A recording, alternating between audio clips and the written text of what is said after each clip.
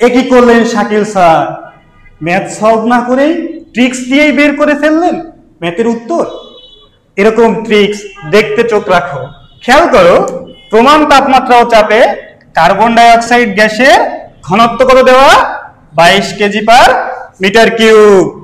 এবং চাপ স্থির রেখে 11 ডিগ্রি সেলসিয়াস তাপমাত্রায় গ্যাসের ঘনত্ব কত? তাহলে সম্পর্ক কার কার সাথে? গ্যাসের ঘনত্বর সাথে কার সম্পর্ক? তাপমাত্রার। তাহলে ঘনত্ব যদি বাড়ে তাপমাত্রা কি হবে? কমবে। খেয়াল করে দেখো, এখানে কত ডিগ্রি সেলসিয়াস তাপমাত্রা? চাপ স্থির রেখে 11 ডিগ্রি সেলসিয়াস তাপমাত্রা। এবং প্রমাণ তাপমাত্রা কত? 0 ডিগ্রি সেলসিয়াস। 0 থেকে তাপমাত্রা যখন 11 হচ্ছে, তাপমাত্রা বাড়তেছে না কমতেছে? অবশ্যই বাড়তেছে। তাপমাত্রা যদি বাড়ে ঘনত্ব কি হবে? কমবে।